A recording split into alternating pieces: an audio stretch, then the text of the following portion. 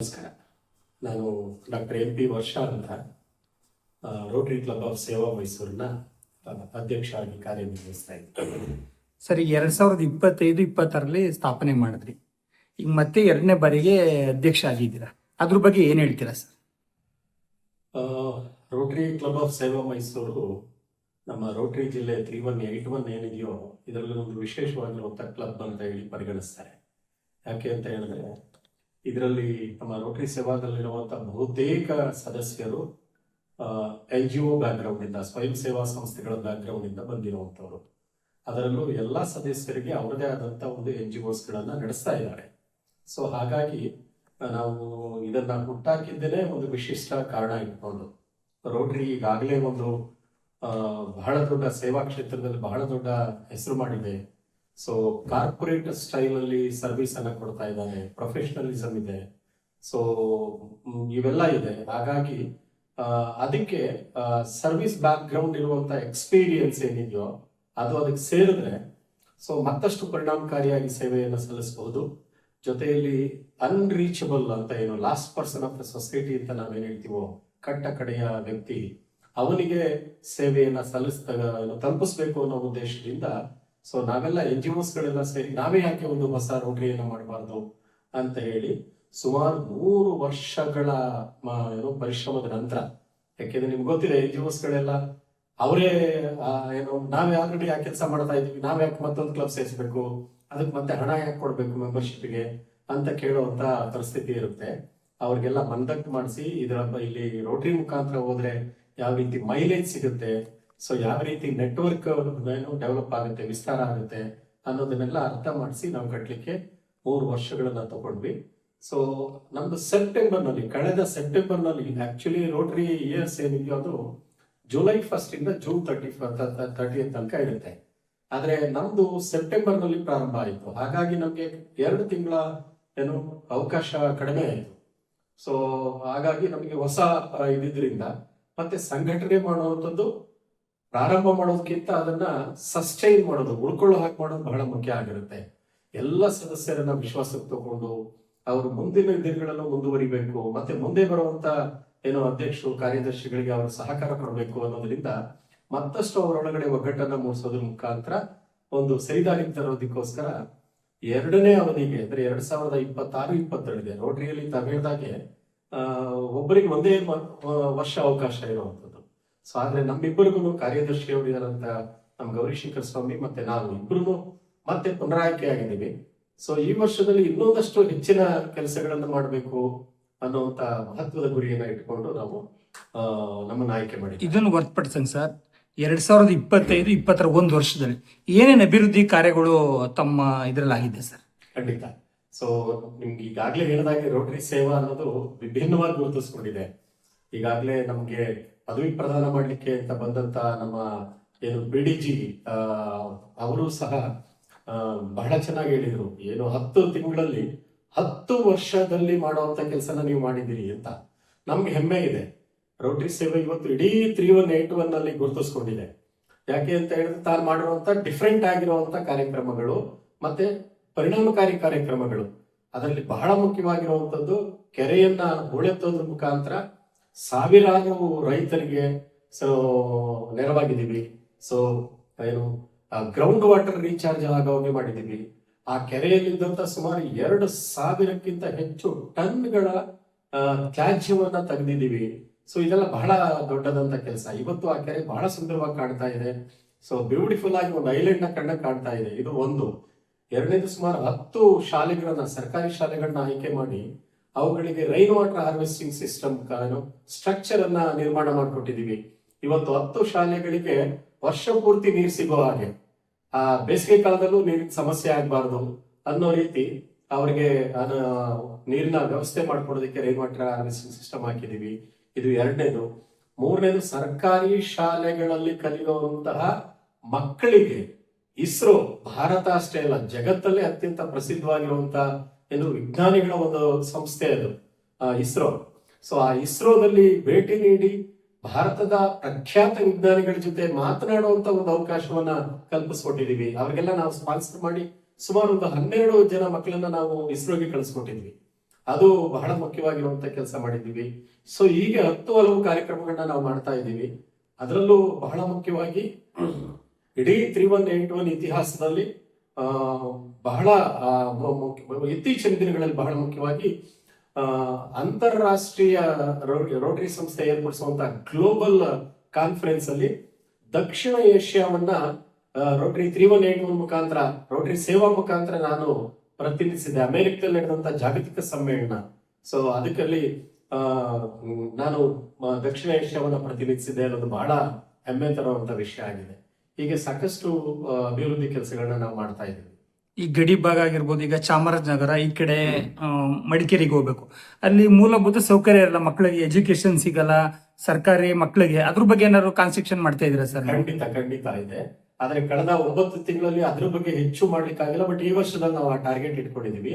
ಕಳೆದ ವರ್ಷದಲ್ಲಿ ಇನ್ನೊಂದು ನೀವು ಹೇಳಿದಾಗೆ ಮಹಿಳೆಯರು ಇತ್ತೀಚೆಗೆ ತಮ್ಗೆಲ್ರಿಗೂ ಗೊತ್ತಿದೆ ಕ್ಯಾನ್ಸರ್ ಎಷ್ಟು ಅಪಾಯಕಾರಿ ಏನು ರೋಗ ಅಂತ ಪರಿಗಣಿಸಲ್ಪಟ್ಟಿದೆ ಅಂತ.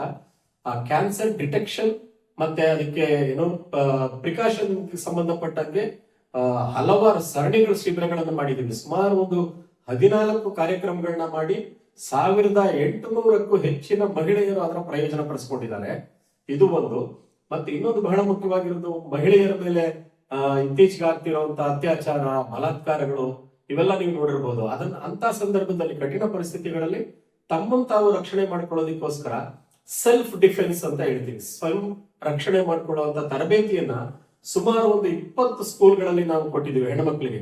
ಸುಮಾರು ಎಸ್ಪೆಷಲಿ ಬರೀ ಮಹಿಳೆಯರಿಗೆ ಮಾತ್ರ, ಹೆಣ್ಮಕ್ಳಿಗೆ 3000ಕ್ಕಿಂತ ಹೆಚ್ಚು ಹೆಣ್ಮಕ್ಳು ತರಬೇತಿ ಪಡ್ಕೊಂಡಿದ್ದಾರೆ. ಇವತ್ತು ಬಹಳ ಖುಷಿಯಾಗಿದ್ದಾರೆ ಅವರು. ಸೊ ಅವರನ್ನು ಅವರು ಪ್ರೊಟೆಕ್ಟ್ ಮಾಡಬಹುದು ಅಂತ ಕಾನ್ಫಿಡೆನ್ಸ್ ಬಂದಿದೆ. ಸೊ ಈ ತರ ಎಲ್ಲ ಕಾರ್ಯಕ್ರಮಗಳಿದ್ದಾವೆ. ಈ ವರ್ಷದಲ್ಲಿ ನೀವು ಹೇಳಿದಾಗೆ ಏನು ಆದಿವಾಸಿಗಳನ್ನ ತಲುಪುವಂತ ಕಾರ್ಯಕ್ರಮಗಳನ್ನ ಪ್ಲಾನ್ ಮಾಡ್ಕೊಂಡಿದ್ದೇವೆ. ಸುಮಾರು ಒಂದು 10 ವಿದ್ಯಾರ್ಥಿಗಳನ್ನ ಆಲ್ರೆಡಿ ನಾವು ಏನು ದತ್ತು ತಗೊಂಡಿದ್ದೇವೆ. ಸೊ PUC ಮೇಲೆ ಓದುವಂತ ಮಕ್ಕಳು PUC ದಾಟಿದ ನಂತರ ಅವರು ಕಂಪ್ಲೀಟ್ ಏನಾದ್ರೂ ಓದ್ಲಿ, ಅವರು ಮೆಡಿಕಲ್ ಓದ್ತಾರ, ಡಾಕ್ಟರ್ ಓದ್ತಾರ, ಅಥವಾ ಮಾಸ್ಟರ್ಸ್ ಓದ್ತಾರ, ಅಥವಾ PhD ಮಾಡ್ತಾರ, ಕಂಪ್ಲೀಟ್ ಅವ್ರ ಎಜುಕೇಶನ್ ಮುಗಿಯೋ ತನಕ ನಾವು ಅವ್ರ ಸಪೋರ್ಟ್ ಮಾಡ್ತೀವಿ, ಸ್ಪಾನ್ಸರ್ ಮಾಡ್ತೀವಿ ಅಂತ ಹೇಳಿ ಸುಮಾರು 10 ವಿದ್ಯಾರ್ಥಿಗಳನ್ನ ನಾವು ಆಯ್ಕೆ ಮಾಡ್ಕೊಂಡಿದೀವಿ ರಾಜ್ಯದ ಬೇರೆ ಬೇರೆ ಭಾಗಗಳಿಂದ. ಮೊನ್ನೆ KH ಸುರೇಶ್ ಅನ್ನುವಂತ ವಿದ್ಯಾರ್ಥಿ, ತಂದೆ ತಾಯಿ ಇಬ್ರು ಇಲ್ಲದೆ ಇರುವಂತಹ ವಿದ್ಯಾರ್ಥಿ, ಬಹಳ ಏನು ಒಳ್ಳೆ ಅಂಕಗಳನ್ನು ಪಡೆದಿರುವಂತಹ ವಿದ್ಯಾರ್ಥಿಗೆ 1,82,000 ರೂಪಾಯಿ ಮೊತ್ತದ ಚೆಕ್ ಅನ್ನ ನಾವು ಮಾಡೆಲ್ ಆಗಿ ಆ ಕಾರ್ಯಕ್ರಮದಲ್ಲಿ ನಾವು ಕೊಟ್ಟಿದ್ದೇವೆ. ಅದು ಪ್ರತಿ ತಿಂಗಳು ಅವರ ಖಾತೆಗೆ ಹಣ ಹೋಗುತ್ತೆ. ಎಲ್ಲೋ ಒಂದ್ ಕಡೆ ಈ ರೋಟರಿ ಕ್ಲಬ್ ಆಫ್ ಸೇವಾ ಮೈಸೂರು ತಮ್ಗೆ ಸ್ಯಾಟಿಸ್ಫ್ಯಾಕ್ಷನ್ ಆಗ್ತಾ ಇದೆಯಾ? ನಮ್ಮ ಆತ್ಮಸಾಕ್ಷಿಯಾಗಿ ಕೆಲಸ ಮಾಡ್ತಾ ಇದೀವಿ ಅನ್ನೋದು ತಮ್ಗೆ ಯುಟಿಲೈಸ್ ಆಗ್ತಾ ಇದೆಯಾ ಸರ್? ಖಂಡಿತ ಇದ್ರ ಬಗ್ಗೆ ಮಾತಿಲ್ಲ. ರೋಟರಿ ನಾನು ಆಗ್ಲೇ ಹೇಳಿದಾಗೆ ಮೊದಲನೇದು ನಮ್ಮಲ್ಲಿ ಸೇವೆ ಮಾಡಬೇಕು ಅನ್ನೋ ಮನೋಭಾವ ಮೊದಲಿಂದ ಇತ್ತು. ಸೊ ರೋಟರಿ ಅದಕ್ಕೆ ಇನ್ನೊಂದಷ್ಟು ಹೆಚ್ಚಿನ ಪ್ಲಾಟ್ಫಾರ್ಮ್ ಕೊಟ್ಟಿದೆ. ಸೊ ನಾವು ತಲುಪ್ಲಿಕ್ಕೆ ಆಗದೆ ಇರುವಂತ ಜಾಗಗಳನ್ನ ತಲುಪ್ಲಿಕ್ಕೆ ಅವಕಾಶ ಕೊಟ್ಟಿದೆ. ಯಾಕೆ ಅಂತ ಹೇಳಿದ್ರೆ ನಮ್ದಷ್ಟೇ ಇಲ್ಲದೆ ಬೇರೆ ಬೇರೆ ರೋಟರಿ ಕ್ಲಬ್ಗಳಿದಾವೆ. ಸೊ ಕೆಲವೊಂದು ಸಂದರ್ಭದಲ್ಲಿ ನಮ್ಗೆ ಹಣಕಾಸಿನ ಕೊರತೆ ಆಗ್ಬೋದು, ಕೆಲವೊಂದು ಸಂದರ್ಭದಲ್ಲಿ ನಮ್ಗೆ ಜನಗಳ ಕೊರತೆ ಆಗ್ಬೋದು. ಆ ಸಂದರ್ಭದಲ್ಲಿ ರೋಟರಿಯ ಬೇರೆ ಬೇರೆ ಕ್ಲಬ್ ಇಂದ ನಮ್ಗೆ ಆತರ ಸಹಾಯ, ನೆರವು, ಸಪೋರ್ಟ್ ಮತ್ತೆ ಏನು ನೆಟ್ವರ್ಕ್ ಸಿಗುತ್ತೆ. ಸೊ ಹಾಗಾಗಿ ರೋಟರಿಯಲ್ಲಿ ಇರೋದು ನಂಗೆ ಇವಾಗಲೂ ಹೆಮ್ಮೆ ಅಂತ ಅನಿಸ್ತಾ ಇದೆ ನನಗೆ.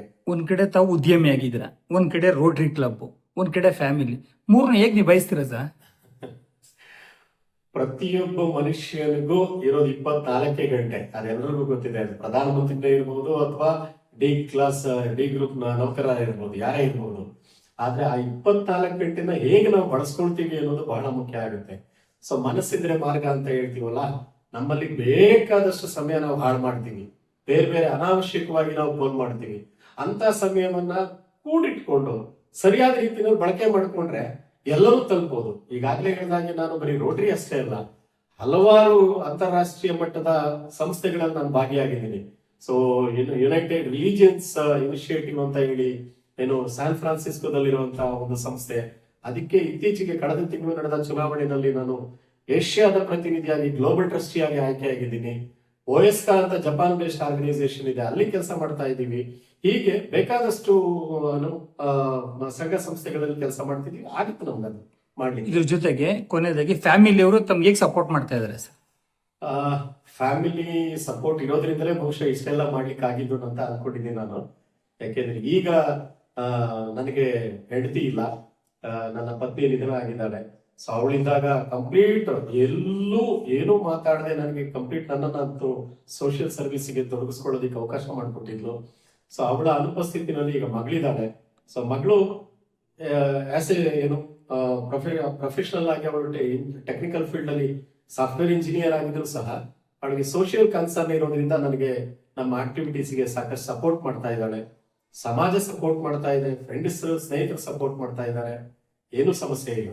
ತಮ್ಮ ಶ್ರೀಮತಿಯವರನ್ನ ಇದ್ದಿದ್ರೆ ಇದ್ ನೋಡಿ ಎಷ್ಟು ಖುಷಿ ಪಡ್ತಿದ್ರು ಸರ್. ಖಂಡಿತ ಬಹಳ ಹೆಮ್ಮೆ ಪಡ್ತಾ ಇದ್ದೆ. ಯಾಕೆಂದ್ರೆ ಸೊ ಅವಳು ನಾನು ಸರ್ವಿಸ್ ಅಲ್ಲಿ 24/7 ಇಂಟು 365 ಡೇಸ್ ತೊಡಗಿಸ್ಕೊಳ್ಳೋದಕ್ಕೆ ಮೂಲ ಪ್ರೇರಣೆನೇ ಕಾರಣಕರ್ತಲೇ ಅವಳು. ಸೊ ಈಗ ಸಾಕಷ್ಟು ಮಾನ್ಯತೆ ಸಿಗ್ತಾ ಇದೆ. ಈಗ ಹೇಳಿದ್ನಲ್ಲ, ಗ್ಲೋಬಲ್ ಟ್ರಸ್ಟಿ ಆಗಿರೋದು ಅಂತಂದ್ರೆ ಇಡೀ ಏಷ್ಯಾದಿಂದ 3 ಜನ ಆಯ್ಕೆ ಆಗಿರೋದು, ಅದ್ರಲ್ಲಿ ನಾನು ಒಬ್ಬ. ಅಷ್ಟು ಉನ್ನತ ಪೋಸ್ಟ್ಗೆ ವಿಶ್ವಸಂಸ್ಥೆ ಜೊತೆನಲ್ಲಿ ಕೆಲಸ ಮಾಡ್ತೀವಿ ನಾವು.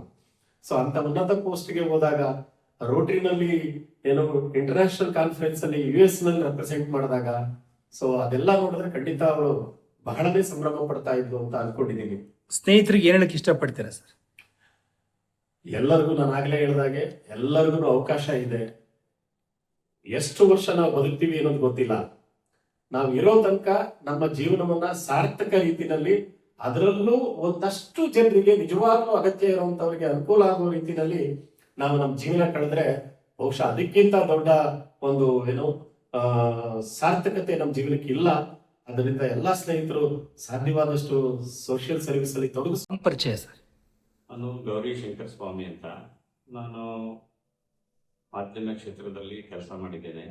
ವಿಜಯವಾಣಿಲಿ ಮತ್ತೆ ಅಮೋಘ್ ಚಾನಲ್ ಕೂಡ ನಾನು ಮೊದಲು ಕೆಲಸ ಮಾಡಿದ್ದೇನೆ. ಮತ್ತೆ ಪ್ರಜಾನುಡಿ ಪತ್ರಿಕೆ ಕೆಲಸ ಮಾಡಿದ್ದೇನೆ. ಇತ್ತೀಚೆಗೆ ನಾವು ನಮ್ಮ ಅಧ್ಯಕ್ಷರಾದ ಡಾಕ್ಟರ್ ವರ್ಷ ಅವರ ಜೊತೆ ಸೇರಿ ರೋಟರಿ ಸಂಸ್ಥೆಯನ್ನ ಹೋದ ವರ್ಷ ನಾವು ಅದನ್ನ ಸ್ಟಾರ್ಟ್ ಮಾಡಿದ್ದೀವಿ. ಈಗ ಮೊದಲನೇ ವರ್ಷನೂ ನಾವು ಅಧ್ಯಕ್ಷರಾಗಿದ್ದರು ಇವರು, ನಾವು ಸೆಕ್ರೆಟರಿ ಆಗಿದ್ವು. ಈಗಲೂ ಕೂಡ ಅದೇ ಮತ್ತೆ ಕಂಟಿನ್ಯೂ ಆಗಿ ನಾವು ಕಾರ್ಯದರ್ಶಿಯಾಗಿ ಈ ವರ್ಷನೂ ನಾವು ಮುಂದುವರಿಸ್ಕೊಂಡು ಹೋಗ್ತೀವಿ. ಒಡನಾಟ ಹೇಗಿದೆ ಸರ್ ತಮ್ದು ಮತ್ತೆ ಅಧ್ಯಕ್ಷರದ್ದೆಲ್ಲ? ಅಧ್ಯಕ್ಷರು ಈ ಫೀಲ್ಡ್ ಅಲ್ಲಿ ತುಂಬಾ ಅನುಭವ ಇರೋರು. ನಾವು ಸ್ವಲ್ಪ ಇವಾಗ ಬಂದು ಅವರ ಸಹಕಾರದೊಂದಿಗೆ ಅವ್ರ ಜೊತೆ ನಾವು ಸೇರಿ ನಾವು ಅವ್ರಿಗೆ ಸಹಾಯಕವಾಗಿ ನಾವು ಕೆಲಸ ಮಾಡ್ಕೊಂಡು ಹೋಗ್ತಾ ಇದ್ವಿ. ಈಗ ಒಂದು ವರ್ಷದಲ್ಲಿ ಯಾವ ರೀತಿ ನಿಮ್ಗೆ ಸಹಕರಿಸಿದ್ರು ಸರ್ ತಮ್ಮ ಕೆಲಸ ಕಾರ್ಯಗಳಲ್ಲಿ? ತುಂಬಾ ಅವರಿಂದ ತುಂಬಾ ಕಲ್ತಿದ್ದೀವಿ. ಮತ್ತೆ ನಮ್ಗೆ ತುಂಬಾ ಅನುಭವ ಬಂತು ಇವಾಗ ಅವರಿಂದ. ಮತ್ತೆ ಈಗ ನಾವು ಅವ್ರಿಗೆ ಯಾವುದೇ ರೀತಿ ಒಂದು ಸಪೋರ್ಟಿಂಗ್ ಯಾವುದೇ ಒಂದು ಕಾರ್ಯಕ್ರಮ ಮಾಡ್ಬೇಕಾದ್ರೆ ಕೂಡ ಅವರು ತುಂಬಾ ನಮ್ಗೆ ಸಹಾಯ ಮಾಡ್ತಾರೆ. ಮತ್ತೆ ಅವರು ಅಧ್ಯಕ್ಷತೆಯಲ್ಲಿ ಎಲ್ಲ ನಡೀತವೆ. ಅದು ನಮ್ಗೆ ತುಂಬಾ ಅನುಕೂಲನೂ ಆಗಿದೆ. ನಮ್ಮ ರೋಟರಿ ಸಂಸ್ಥೆ ಎಲ್ಲಾ ಸದಸ್ಯರು, ನಾವೊಂದು 20 ಜನ ಸದಸ್ಯರಿದ್ದೀವಿ. ನಾವೆಲ್ಲ ಒಗ್ಗೂಡಿ ಒಟ್ಟಿಗೆ ಸೇರಿ ಕೆಲಸ ಮಾಡ್ತೀವಿ. ಇಲ್ಲಿ ಅಧ್ಯಕ್ಷರು ಸೆಕ್ರೆಟರಿ ಅನ್ನೋ ಭೇದ ಭಾವ ಇಲ್ಲ. ಎಲ್ಲರೂ ಒಟ್ಟಿಗೆ ಜೊತೆಗೂಡಿ ಕೆಲಸ ಮಾಡ್ತೀವಿ. 2ನೇ ಅವಧಿಗೂ ಕೂಡ ತಾವು ಕಾರ್ಯದರ್ಶಿ ಆಗಿದ್ರಿ ಸರ್. ಎಷ್ಟು ಸಂತೋಷ ಆಗ್ತದೆ ಸರ್ ತಮ್ಮ? ಹೌದು, ಸಂತೋಷದ ವಿಚಾರನೇ. 2ನೇ ಅವಧಿಗೂ ನಮ್ಗೆ ಅವಕಾಶ ಕೊಟ್ಟಿದ್ದಾರೆ ಸಮಾಜ ಸೇವೆ ಮಾಡೋದಕ್ಕೆ. ಮತ್ತೆ ನಮ್ಮ ಎಲ್ಲ ಶೈಕ್ಷಣಿಕವಾಗಿ ಮತ್ತೆ ಇದರಲ್ಲಿ ಜಾತಿ ಭೇದ ಭಾವ ಯಾವುದೂ ಇಲ್ಲ, ಎಲ್ಲರೂ ಒಂದೇ ಅನ್ನೋ ಒಂದು ಸ್ಲೋಗನ್ ಒಂದಿಗೆ ಎಲ್ಲ ಆತ್ಮೀಯತೆಯೊಂದಿಗೆ ನಾವು ಕೆಲಸ ಮಾಡ್ಕೊಂಡು ಹೋಗ್ತೇವೆ. ಈ ಮುಂಬರುವ ದಸರಾದಲ್ಲಿ, ವಿಶ್ವವಿಖ್ಯಾತ ದಸರಾದಲ್ಲಿ ತಮ್ಮ ಕೊಡುಗೆ ಏನಾದ್ರು ಇರುತ್ತೆ ಸರ್ ರೋಟರಿ ಕ್ಲಬ್ ಆಫ್ ಸೇವಾ ವತಿಯಿಂದ? ಏನಾದ್ರು ರೋಟರಿ ಸೇವಾ ವತಿಯಿಂದ ಕೊಡುಗೆ ಅನ್ನೋದಕ್ಕಿಂತ ನಾವು ಈ ಸರ್ವಿಸ್ ಇದಿರೋದ್ರಿಂದ ಕ್ಲೀನಿಂಗ್ ವಿಚಾರದಲ್ಲಿ ತುಂಬಾ ಇದು ಹೋಗ್ತೀವಿ. ಈಗ ನಾವು ದಸರಾದಲ್ಲಿ ತುಂಬಾ ಎಲ್ಲ ಗಲೀಜ್ ಮಾಡ್ಬಿಟ್ಟು ಇದು ಮಾಡ್ತಾರೆ. ನಾವು ಕ್ಲೀನಿಂಗ್ ವ್ಯವಸ್ಥೆ ಬಗ್ಗೆ ಯಾವ ರೀತಿ ಮಾಡಬೇಕು ಅಂತ ಈಗಲಿಂದ ಒಂದು ನಾವು ಸ್ವಚ್ಛತೆ ಬಗ್ಗೆ ಕಾರ್ಯಕ್ರಮ ಮಾಡೋಣ ಅಂತ ತೀರ್ಮಾನ ಮಾಡಿದ್ದೀವಿ. ಅದು ಇವಾಗ ಮಾತುಕತೆ ನಡೀತಾ ಇದೆ. ನೆಕ್ಸ್ಟ್ ಅದನ್ನ ನಾವು ಚಾಲನೆ ಮಾಡ್ತೀವಿ. ಮತ್ತೆ 2026-27 ಮತ್ತೆ ಇನ್ನೊಂದು ವರ್ಷ ತಾವು ಕಾರ್ಯದರ್ಶಿ ಆಗಿದ್ರೆ ಏನ್ ಆಯೋಜನೆ ಹಾಕೊಂಡಿದ್ರೆ ಸರ್ ಇಬ್ರು ಅಧ್ಯಕ್ಷರು ಮತ್ತೆ ತಾವು? ಅದೀಗ ಆಲ್ರೆಡಿ ಅಧ್ಯಕ್ಷರೆಲ್ಲ ಹೇಳಿದ್ದಾರೆ. ಈಗ ನಾವು ಶೈಕ್ಷಣಿಕವಾಗಿ ಮತ್ತೆ ನಮ್ಮ ಸ್ವಚ್ಛತೆ ಬಗ್ಗೆ, ಕೆರೆ ಉಳಿಸೋದ್ರ ಬಗ್ಗೆ, ನೀರಿನ ಶಾಲೆ ಇವುಗಳಿಗೆ ನೀರಿನ ವ್ಯವಸ್ಥೆ ಅಂದ್ರೆ ಅವರು ಕ್ವಾಲಿಟಿ ಇರಲ್ಲ ನೀರು, ಅವ್ರಿಗೆ ಹಾರ್ವೆಸ್ಟಿಂಗ್ ಎಲ್ಲ ಮಾಡಿಸಿ ಅವ್ರಿಗೆ RO ವಾಟರ್ನ ಮಾಡೋದು. ಮತ್ತೆ ಈ ಡಿಜಿಟಲ್ ಬೋರ್ಡ್ ಅನ್ನ ಕೊಡುವಂಥದ್ದು ಶಾಲೆಗಳಿಗೆ, ಮಕ್ಕಳುಗಳಿಗೆ ಧೈರ್ಯ ತುಂಬುವಂಥದ್ದು ಕಾರ್ಯಕ್ರಮಗಳು, ಇವೆಲ್ಲನೂ ನಾವು ಮಾಡ್ಬೇಕಂತ. ಯುವಕರನ್ನ ಬೆಳೆಸೋದು, ನಾಯಕತ್ವ ಬೆಳೆಸೋದು ಯುವಕರಲ್ಲಿ, ಈ ತರ ಪ್ರಮುಖ ಕಾರ್ಯಕ್ರಮಗಳನ್ನ ನಾವು ಹಮ್ಮಿಕೊಂಡಿದ್ದೀವಿ. ಮುಂದಿನ ಸಾಲಿನಲ್ಲಿ ನಾವು ಅದನ್ನೆಲ್ಲ ಮಾಡಬೇಕು ಅಂತ ತೀರ್ಮಾನ ಮಾಡಿದ್ವಿ.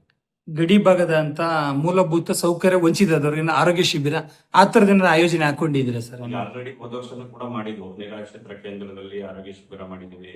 ಸುಮಾರು ಕಡೆ ಅದು ಆರೋಗ್ಯ ಶಿಬಿರ, ಮತ್ತೆ ನಾವು ರಕ್ತದಾನಿಗಳನ್ನ ಇದು ಮಾಡ್ತಾ ಇದ್ದೀವಿ ರೆಡ್ ಕ್ರಾಸ್ ಅವರ ಜೊತೆಗೆ ಸೇರಿ. ಯಾಕಂದ್ರೆ ರೆಡ್ ಕ್ರಾಸ್ ಅವರು ಒಬ್ಬರು ನಮ್ಮ ಇದರಲ್ಲಿ ಮೆಂಬರ್ ಮುತ್ತಣ್ಣ ಅಂತ ಅವರು ಕೂಡ ಮೆಂಬರ್ ಇದ್ದಾರೆ. ಅವರ ಸಹಯೋಗದೊಂದಿಗೆ ನಾವು ಎಲ್ಲಾ ಕಡೆ ಈಗ ಗ್ರೂಪ್ ಇದು ಮಾಡೋದು, ಬ್ಲಡ್ ಗ್ರೂಪ್ ಅನ್ನ ಚೆಕ್ ಮಾಡಿಸೋದು ಮಕ್ಕಳುಗಳಿಗೆ, ಮತ್ತೆ ಅಲ್ಲಿ ಅವರಿಂದ ರಕ್ತದಾನಕ್ಕೆ ಉತ್ತೇಜನ ಮಾಡೋದು ಮಕ್ಕಳಿಗೆ ಹಿಂಗ್ ಮಾಡ್ಬೋದು ಈ ತರ ಕಾಲೇಜ್ ಮಕ್ಕಳುಗಳಿಗೆ ಅವರೆಲ್ಲ ಹೇಳುವಂತದ್ದು. ಒಂದು ಆರೋಗ್ಯ ಶಿಬಿರಗಳು ಸುಮಾರು ಕಡೆ ಮಾಡ್ತಾನೆ ಇದೀವಿ, ಇನ್ ಮುಂದೆ ಕೂಡ ಮಾಡ್ತೀವಿ. ರೋಟರಿ ಕ್ಲಬ್ಗೆ ಇಷ್ಟು ಸಮಯ ಅಂತ ನಿಗದಿ ಮಾಡ್ತಾ ಇದ್ದೀರಾ ಸರ್? ತಮ್ಮೊಂದು ಫ್ಯಾಮಿಲಿ ಇರುತ್ತಲ್ಲ, ಎರಡೂ ನೋಡ್ಬೇಕಲ್ಲ ಸರ್ ಅಂತೇಳಿ ಇದಕ್ಕೆ ಗಮನ ಕೊಡ್ತಾ ಇದೀವಿ ಇವಾಗ. ಜೊತೆಗೆ ಇದ್ರ ಜೊತೆ ಸಮಾಜ ಸೇವೆ ಬೇರೆ ಬೇರೆ ನಾವು ಇದರಲ್ಲೆಲ್ಲ ಇದೀವಿ. ನಮ್ಮ ವೀರಶೈವ ಮಹಾಸಭಾ ಇದರಲ್ಲಿ ಡೈರೆಕ್ಟರ್ ಆಗಿದ್ದೀನಿ. ಮತ್ತೆ ನಾವು ನಂದಿ ಧ್ವಜ ಸಂಘದಲ್ಲಿ ನಿರ್ದೇಶಕನಾಗಿದ್ದೇನೆ. ಅದು ನಮ್ಮ ವಿಶ್ವವಿಖ್ಯಾತ ನಂದಿ ಧ್ವಜ ಇದು ಪೂಜೆ ಇರುತ್ತಲ್ಲ ದಸರಾದಲ್ಲಿ ಮೊದಲನೇ ಪೂಜೆ ಆಗುತ್ತೆ ನಂದಿ ಧ್ವಜಕ್ಕೆ. ಆ ಒಂದು ನಂದಿ ಧ್ವಜ ಸಂಘ ನಮ್ಮ ಈ ಸರಿ ರಾಜ್ಯ ಪ್ರಶಸ್ತಿ ಬಂತು ಉಡಿಗಾಲ್ ಮಾದೇವಪ್ಪನವರು. ಅವ್ರ ಜೊತೆ ಕೂಡ ನಾವು ಕಳೆದ ಒಂದು 30 ವರ್ಷದಿಂದ ನಂದಿ ಧ್ವಜ ಸಂಘದಲ್ಲಿ ನಾವು ಸರ್ವಿಸ್ ಮಾಡ್ಕೊಂಡು ಬಂದಿದ್ದೀವಿ, ಸೇವೆ ಮಾಡ್ಕೊಂಡು. ಅದನ್ನು ಕೂಡ ಕಂಟಿನ್ಯೂ ಆಗಿ ನಡೆಸ್ಕೊಂಡು ಹೋಗ್ತಾನೆ ಇದ್ದೀವಿ. ಇದೆಲ್ಲರ ಜೊತೆಗೆ ರೋಟರಿ ಕಾರ್ಯಕ್ರಮಗಳನ್ನು ಭಾಗವಹಿಸ್ತೀವಿ. ತಮ್ಮ ಸ್ನೇಹಿತರಿಗೆ ಏನಾರು ಹೇಳೋದಿದ್ರೆ ಏನಾರು ಹೇಳಕ್ ಇಷ್ಟಪಡ್ತೀವಿ? ಇಲ್ಲ, ನೀವು ರೋಟರಿಗೆ ಸೇರೋದ್ರಿಂದ ಅಥವಾ ಸಮಾಜ ಸೇವೆ ಮಾಡೋದ್ರಿಂದ ನಿಮ್ಗೆ ಬೇರೆಯವ್ರಿಗೆ ಏನ್ ನೆನಪಾಗುತ್ತೋ ಗೊತ್ತಿಲ್ಲ, ನಿಮ್ಗೆ ಅನುಕೂಲ ಆಗುತ್ತೆ. ನಿಮ್ಮಲ್ಲಿ ಒಂದು ಒಳ್ಳೆತನ, ನಿಮ್ಗೊಂದು ಸಂತೋಷ ಸಿಗುತ್ತೆ, ಒಂದು ಆತ್ಮೀಯತೆ ಬೆಳೆಯುತ್ತದೆ, ಹಲವಾರು ಜನ ಸ್ನೇಹಿತರಾಗ್ತಾರೆ. ಅದರಿಂದ ಎಲ್ಲ ರೋಟರಿಗೆ ಸೇರಿ ಸೇವೆ ಮಾಡಿ ಅಂತ ನಾನು ಅವ್ರಿಗೆಲ್ಲ ಹೇಳ್ತೀನಿ. ತಮ್ಮ ಸದಸ್ಯರಿಗೆ ಏನಾರು ಹೇಳಕ್ ಇಷ್ಟ? ಈಗ 20 ಜನ ಸದಸ್ಯರಿದ್ರೆ ಅವ್ರ ಯಾವ ರೀತಿ ಸಹಕರಿಸ್ತಾ ಇದ್ರು ನಿಮ್ಗೆ ಹೋದ ವರ್ಷನೂ ಮತ್ತೆ ಈ ವರ್ಷ? ಜನಗಳು ನಮ್ಗೆ ಆತ್ಮೀಯವಾಗಿ ಸಹಕಾರ ಕೊಡ್ತಾ ಇದ್ದಾರೆ. ಯಾರು ಇದಿರಲ್ಲ, ಕೆಲವರಿಗೆ ಕೆಲಸ ಇದ್ರೆ ಬೇರೆ ಎಲ್ಲಾದ್ರೂ ನಾವು ಸೇರಿ ಎಲ್ಲಾ ಕೆಲಸಗಳನ್ನ ಮಾಡ್ತೀವಿ. ಒಂದು ಕಾರ್ಯಕ್ರಮ ಬರಕ್ಕಾಗಲಿಲ್ಲ ಅಂದ್ರೆ ಮತ್ತೊಂದು ಕಾರ್ಯಕ್ರಮಕ್ಕೆ ಬಂದು ಅವರು ಮಾಡ್ಕೊಡ್ತಾರೆ. ಈ ರೀತಿ ಎಲ್ಲರ ಸಹಕಾರದೊಂದಿಗೆ ನಾವು ರೋಟರಿ ಸೇವೆಯನ್ನ ಮುಂದುವರ್ಸ್ಕೊಂಡು ಹೋಗ್ತಾ ಇದ್ದೀವಿ. ಸೊ 2026-27ನೇ ಸಾಲಿಗೂ ಸಹ ಅಂದ್ರೆ 2ನೇ ಬಾರಿಗೆ ನನ್ನನ್ನ ಅಧ್ಯಕ್ಷನನ್ನಾಗಿ ಹಾಗೆ ನಮ್ಮ ಗೌರಿಶಂಕರ ಸ್ವಾಮಿಗಳನ್ನ ಕಾರ್ಯದರ್ಶಿಯಾಗಿ ಆಯ್ಕೆ ಮಾಡಿದಂತ ನನ್ನ ಎಲ್ಲ ರೋಟರಿ ಕ್ಲಬ್ ಆಫ್ ಸೇವಾ ಮೈಸೂರಿನ ಸಂಗಾತಿಗಳಿಗೆ, ಮಿತ್ರರಿಗೆ ನಾನು ಆಭಾರಿಯಾಗಿದ್ದೇನೆ. ನಮಗೆ ಮಾರ್ಗದರ್ಶನ ಕೊಟ್ಟಂತ ಹಿಂದಿನ PDG ರಾಮಕೃಷ್ಣ ಅವರು, ಹರೀಶ್ ಅವರು AG ಆಗಿದ್ದಂಥವ್ರು, ರಚನಾ ನಾಗೇಶ್ ಅವರು ZL ಆಗಿದ್ದಂಥವ್ರು.